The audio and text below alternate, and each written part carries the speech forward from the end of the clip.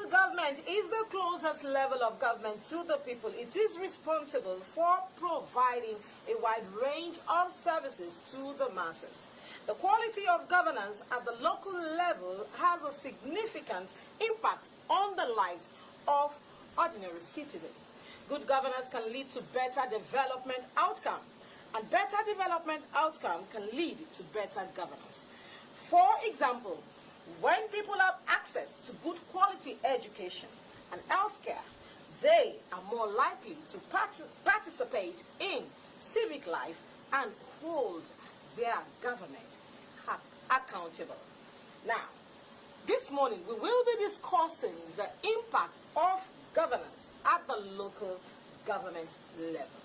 With us this morning, I'm not going to unveil him right now, but I want you to see what his profile frame looks like. Don't go anywhere.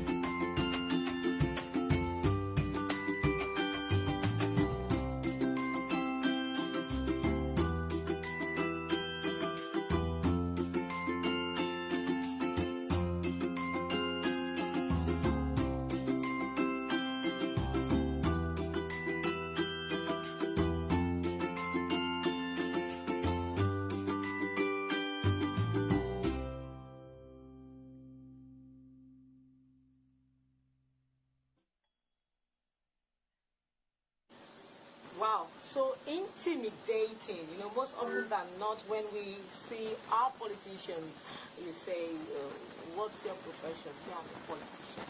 But this morning we have a politician with a difference. He's a technocrat, and I tell you, a barrister at law.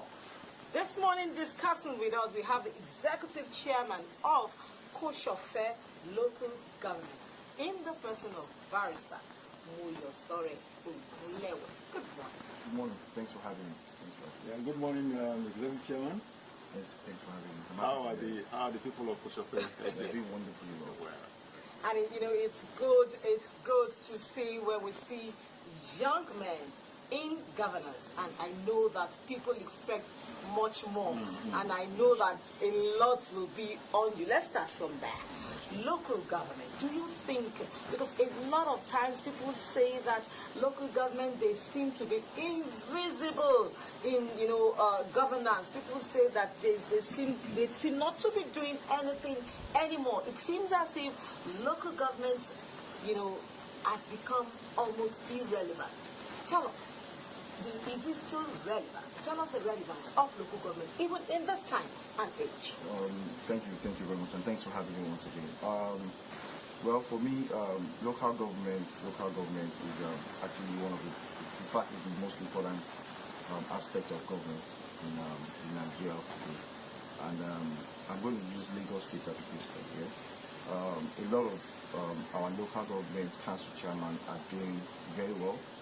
And you can see all over the place. For example, in Kosofe, where I happen to represent the people of Kosofe as a council chairman, I've achieved quite a number of developmental infrastructure within 2 years. And it's all there. It's not rocket science. I've constructed about 17 roads and about close to about 15 drainages within my constituency. And they're all there, so it's not rocket science. A lot of things have also been going on. As of last week, I put it upon myself to visit all the primary schools within my constituency. I have 18 primary schools under me, and the plan is to work with them, work with teachers, and also help them improve the learning environment for the students. And watch us on that. Okay, Deputy Chairman, when you started out, in fact, you are indeed an average Nigerian politician who wants to take advantage of every, just reel out your achievements, for everybody to see. And that's quite good. That's quite good. But I would have loved us to, start on a bit wider scope, so that we can also carry our viewers along with local government administration in Nigeria. I mean, just like White Place started, local government seems to be invincible. Give us an idea of how local government is structured in Nigeria, vis-a-vis the components, how they work together, the executive, legislature, the relationship of local government to the states. Give us an overview. Okay. First of all, the local government, how it works, we don't work in isolation. We have the legislative, we also have the management, that was to be the council manager, the management, people that manage the council. We cannot do anything without the council management. Ooh, just like we have in the States. Exactly. You also cannot do anything without the legislature because they must pass budgets. So it's like the management now, like the commissioners, or no, the management are like we have the House of Assembly, are like the permanent secretary. Oh, permanent secretary. Exactly. While the legislators are like the House of Assembly. Okay. Then my ESCO members are like the commissioners. Okay. You understand? You cannot do anything without these people. So I don't work in isolation. Everything must go through everybody's table. For example, before you spend any finances, you must I've spoken about it in the ESCO. Speak about it, and that comprises of myself as the council, as the executive chairman, the council manager, and also the ESCO members, the legal advisor, and the council treasurer as well, who is also responsible for the finances of the local government. So local government don't work, executive chairman don't work in isolation. We work with those aspects of government to get things done. Okay, wait just a minute. I want you, because there's a place I'm expecting that you delve into. I actually asked, in addition, what's the relationship that exists between the local governments and the states? Because I actually want to find out if the local governments in Nigeria, as you had today, are really independent. Are they? For example, as I said, I'm going to use Lagos as a case study. We are independent, and I'll tell you why. Most of those projects are done by myself, are not done by the states. And for me, there's what is called the joint account by the Constitution of Nigeria that says all funds are received by the state government and the local government in conjunction. It's called a joint account. So we sit down, address issues, and then we get funded. We get funded, and you get what you're supposed to get. Of course, we get what we're supposed to get. You know, I'm harping on this. Right. It's very important that when we have the opportunity to talk about things like this, we try to just open it up as much as possible to let people understand. I mean, there's a state in the southwestern part of this country. I don't want to mention a particular state. Just a few weeks ago now, we're into about a month or thereabout, when the local government chairman called his governor out of interfering, with the allocation of the local government, and that's supposed to be coming from the top. That's what I'm asking. Is the local government really getting As I said, we all need to understand how this thing works. And social media has really caused a lot of issues. People saying this local government gets their money directly and all that. Let me tell you, as I said earlier, there's a constitution of Nigeria that governs how funds are being paid. For example, as I said earlier, funds are received from the federal government into a joint and local government account. We sit down, and then we talk about all these things, and they pay us our funds. So it's social media that is causing issues. For us in Lagos, we are fine. We are doing our job, and we want to appreciate the governor also for also helping us and assisting us to give Lagos a better place. All right. No doubt Lagos is a place settled. Center of excellence, all right. Okay, I would like to go more to the people now. Yeah, I want to talk about, because like we have said for the upton time, that the local government is supposed to be the closest to the people. What are the challenges that you, as the government, that is supposed to be close to the people, you feel you're facing in meeting the needs of the people? And how do you collaborate with people? How do you get to mingle with the people that really need the services or the assistance of the government? How do you go about all of this? Thank you very much. Let me hold your thought 1 minute. Because there's a belief that in this part of the world, people say governance is far from the people at every level. So please shed light on the. Well, thank you very much. Let me also put this straight. Let me thank the state government again once again for setting up a fourth tier of government, which happens to be the CDC and the CDAs. So those CDCs, the CDAs, are closer. Those are the people, and we relate with them directly. For example, what I did in my own local government was I called a meeting of the CDA and told them that write me the issues you have within your area. I can't be everywhere, definitely. The management can also not be everywhere. The legislators also are only representing the wards. But the CDAs are there are a lot of them. I have about 102 CDAs. That means that in each ward I have close to about 25, 30 of them. With that, I'm able to get what is going on within their areas, and whichever one that has to do with the state, I write to the state. Whichever one that has to do with the local government, I jump on it immediately and do the needful. Okay, just hold your thought there a little bit. We'll still come back to you. But right now, I want to go on a very short break. When we return, the executive governor, the executive chairman of that's a good one. You're already killing it. That's a good one. The executive chairman of Kosofe local government, Barrister Moyosore Ogunlewe, is still with us. Don't go anywhere. We will be right back. We still have here with us the executive chairman of Kosofe local government, Barrister Moyosore Ogunlewe. Thank you so much for being here. Okay, yes, before we went on that break, you were responding to Waike's question on how close the local government is to the people. And you went as far as, breaking it down to, the cities under your local government, which means, in a way, like you breaking the local government into cells. You're able to touch them one after the other. This if this is happening in Kosofe LGA, which is a part of Lagos State, it makes me to want to ask the question, because I experienced something recently. I was at a community here in Lagos, I don't want to mention, where I went to do a report. This community happens to be their major problem happens to be flood.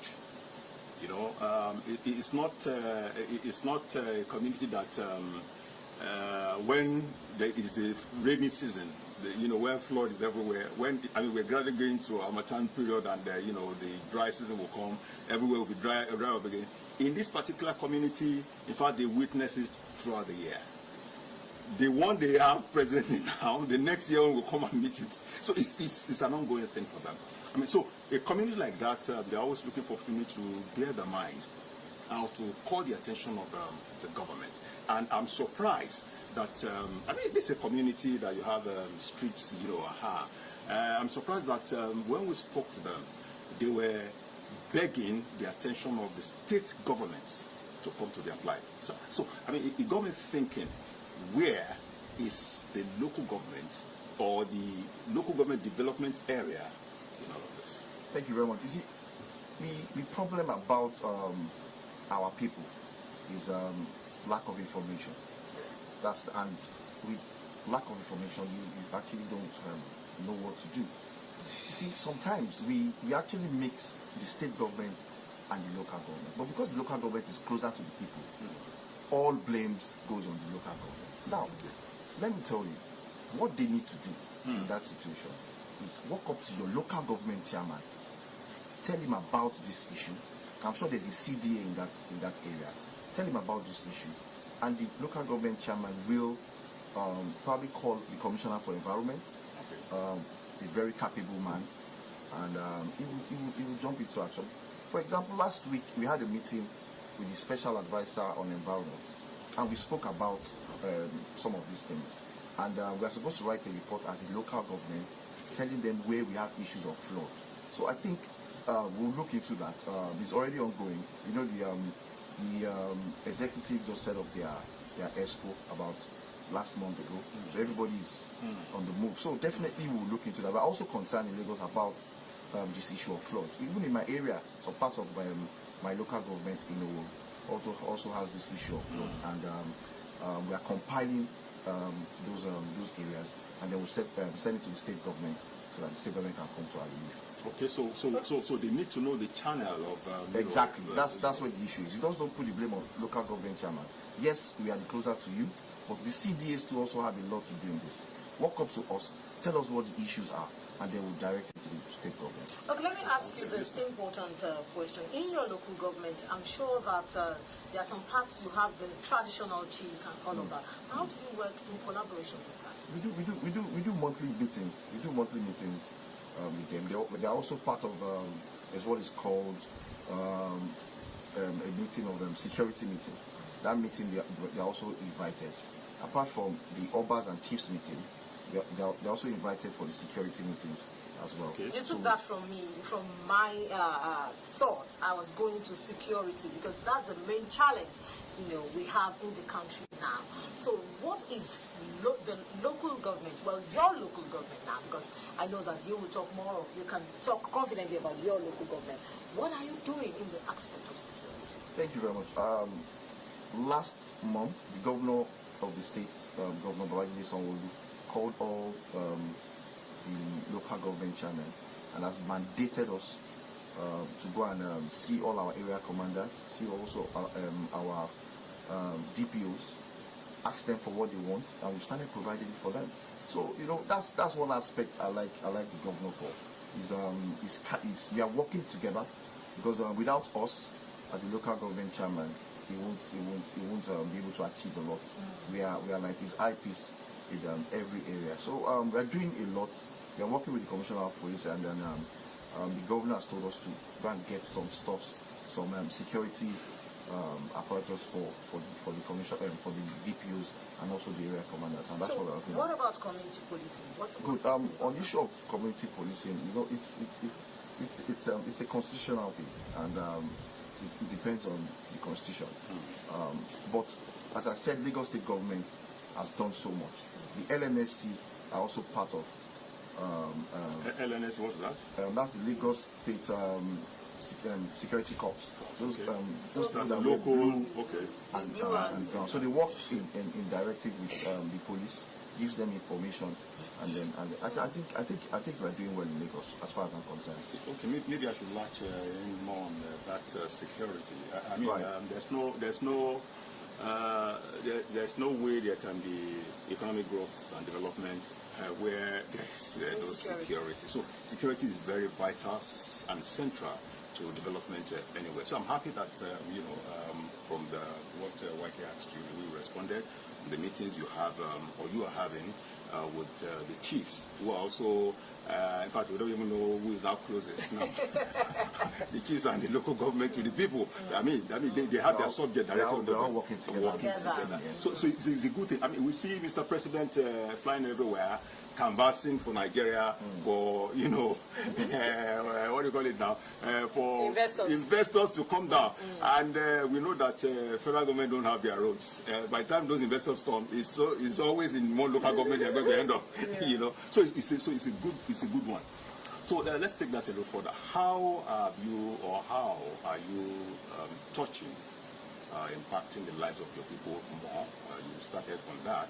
Beyond the usuals that we know, local government, by the time they come, we don't have much, we are not doing anything. It's because we have used everything to pay the chiefs, the others, we have paid the teachers, we have so what other ways are you impacting in a special way that you're touching the lives of the people of Kosofe, local government area, beyond the usuals that we have? Okay, so there's a format I use, and it has to do with it's called the Kosofe concern. Under the Kosofe concern, it aligns with the team agenda of Mr. Governor. Okay. And it has to do with youth empowerment, it also has to do with education, it has to do with health. Yeah, so I broke it down into that level. So in regards to also Kosofe Works, Kosofe Works has to do with infrastructural development and all that. So in regards to education, I think it's the third edition now. I've given out about 1,000 JAM forms. And we're also following up on these students. About 353 GCE forms.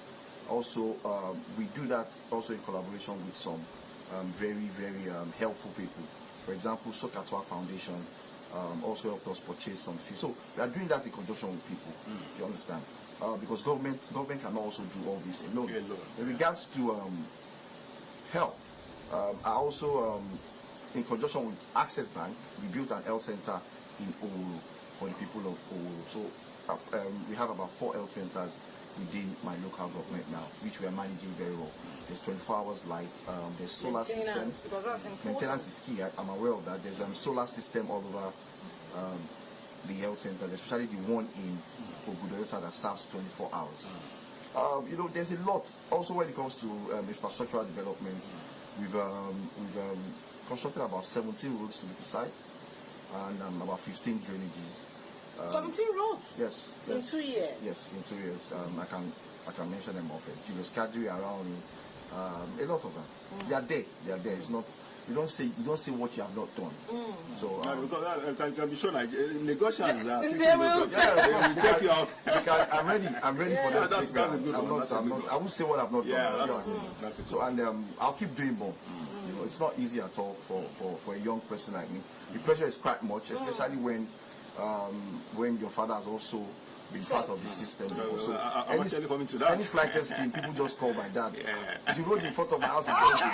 So when people just see me going up and down, you just wonder that you get what I mean. So I'm enjoying the job, I'm enjoying what I'm doing, and I'm enjoying what I'm doing. That's the most important thing. All right, Executive Chairman, it's good that you have mentioned your dad, because I actually was coming to that. I was even coming to him personally. Okay, let's talk about his dad. Because we have to let him know. A lot of people watching you now, they're hearing Executive Chairman Ogunlewe.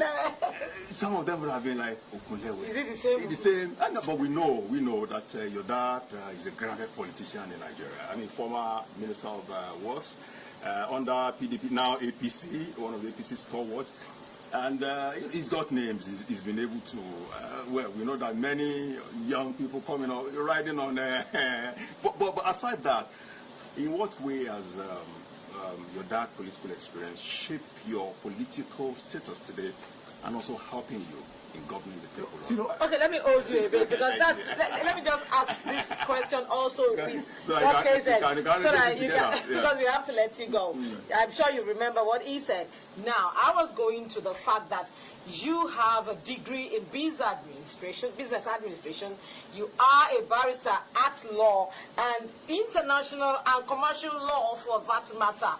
What motivated you? Is it the fact that your father was a politician, or you just felt, okay, dividend of democracy or something? So tell us about it. On a lighter note I'll give credit to my both parents, my dad and my mom. But when it comes to the issue of politics, I've been in this game quite a long time, since when I was young. Since when I was in secondary school. You're still very young. I'm still secondary school. When I was in secondary school, so I used to go to meetings with my dad. I can remember the days of Zero Party, UNC, SDP. I remember all these things quite well, and I think I got interested in politics at that level. So I started moving around with him pasting posters. And, I've done quite a lot in this politics. But a lot of people actually don't know. They just think I just came in from nowhere. No, I've been in this system quite a long time. And I must give credit to my dad. You know, he always motivates me. Wonderful man. You know, he's on my neck every time, every morning I wake up. He has a name to protect. Mr. Man, don't mess me up. You know, you have to do He has a name to protect. So, I think he has been the pillar, and also my mom has also been the pillar as well. So, as a young boy in secondary school, those days, going with your father, you know, to do all of this, did you picture what you are in today as a dad? No, I didn't picture that, but I just got involved very early, and politics is quite very difficult. And for my own experience, especially in this part of the world, I've been in this thing for quite a long time. Sleepless nights, a lot of things is attached to you being a politician. But on the issue of my educational background, you know, I studied business administration. Before that, I did 2 diplomas in the University of Lagos. Diploma in accounting, diploma in business administration, diploma in business administration. Then I moved to BSc, did my BSc, finished. So all that, then went to London to study law. Went to London, studied another master's in law, oil and gas. But presently, right now, I'm doing my PhD in the University of Lagos. Beautiful. All that has really prepared you. It is my dad that has always motivated me, and told me that, Mr. Man, you just have to be on top of your game. Yes, it's not easy mixing politics, family, and all these things together.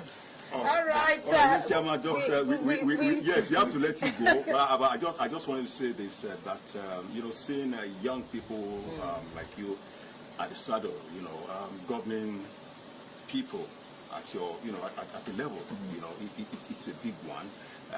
And also giving credence to the not too young to rule, you know, law that we have in this country today. So we are so happy that people like you are coming out. Thanks for having me. Thank you so much. All right, in conclusion, before we let you go, what should the people of Kosofe local government be expecting more from you?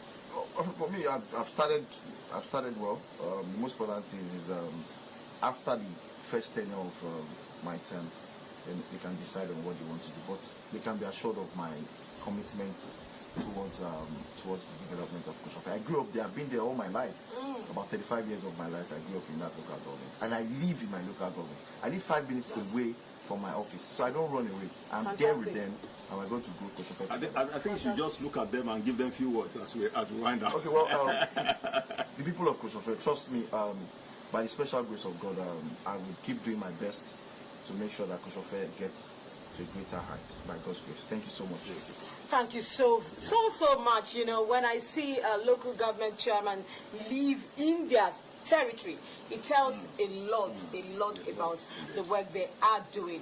We have been discussing the impact of local government governance at the local government level, and our guest this morning we've been no other person than the executive chairman of Kosofe local government, Barrister Moyosore Ogunlewe. Thank you so much. Thanks for having me. Thank you so much. We are at a time, we are in this kind of era in this country where the voices of the masses counts. And I would say that we have those in the place of government now that listens and they act.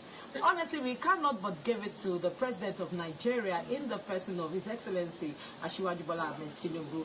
He's a president that listens and he acts. Talking about Nigeria, well, I would only want to close with this. Let us all stay together, work together, and build this nation. Nigeria belongs to every one of us. My name is Yinka Kenny. Till we come your way next week.